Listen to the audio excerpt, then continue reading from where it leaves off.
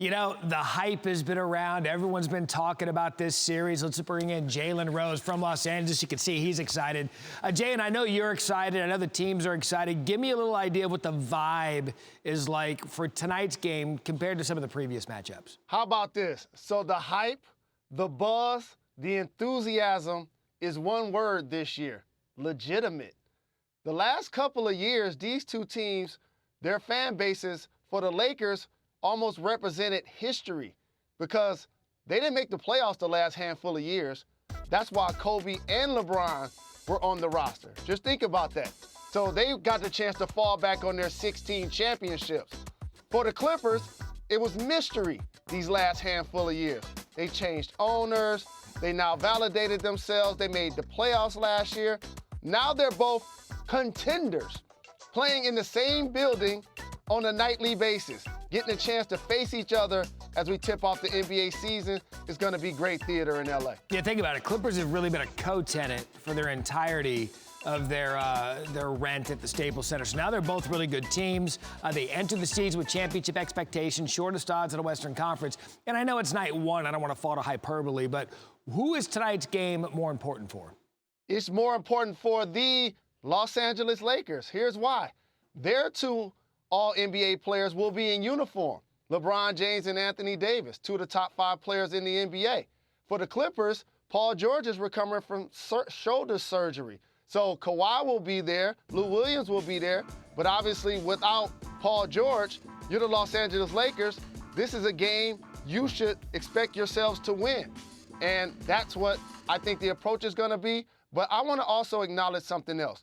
They acquired Danny Green this offseason. It's going to be a lot of pick and rolls with Anthony Davis. It's going to be a lot of Davis throwing over the top to JaVale McGee or Dwight Howard. Those corner threes are going to be open. Watch Danny Green probably shake loose and have a big game. And I believe the Clippers are actually the home team tonight. Can't wait to see these two go at it. So much talent in L.A. I want to go to the early game tonight. The Raptors will raise their championship banners. They host the Pelicans, who will be without Zion for the next 6 to 8 weeks following a procedure to repair a torn meniscus in his right knee. Now, here's VP of Basketball Operations David Griffin moments ago on Zion, this new on SportsCenter.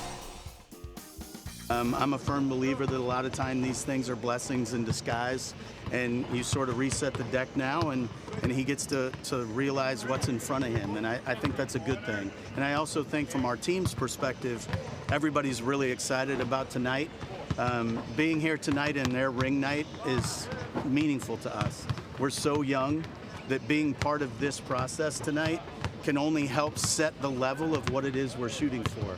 And this is something that you want young kids to covet.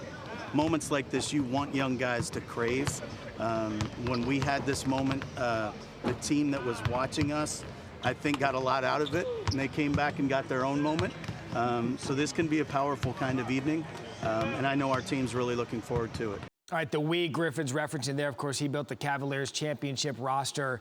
To Zion now, look, we saw it at Duke, we saw it in the Summer League, and now we see it as the NBA regular season gets started. What concerns do you have about his durability?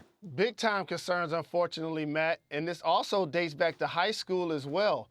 For a guy that's so very athletic, he's 285 pounds at 6'7", and he's gonna beat you with his explosive nature of driving to the basket. He's a terrific ball handler. And what's unique about Zion that I want to make sure that I point out is Dominique Wilkins was one of my favorite dunkers of all time. 50-inch vertical. Usually did it off of 2 feet.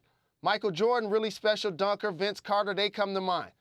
Zion Williamson not only jumps off both feet and is a powerful specimen, he also jumps off both legs to finish with both hands. So he's asking a lot of his body at such a large man.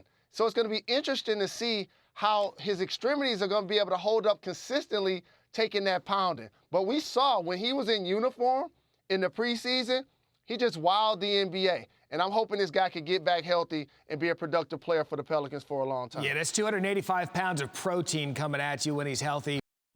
Thanks for watching ESPN on YouTube. For highlights and analysis, check out the ESPN app, and for live streaming and premium content, check out ESPN+.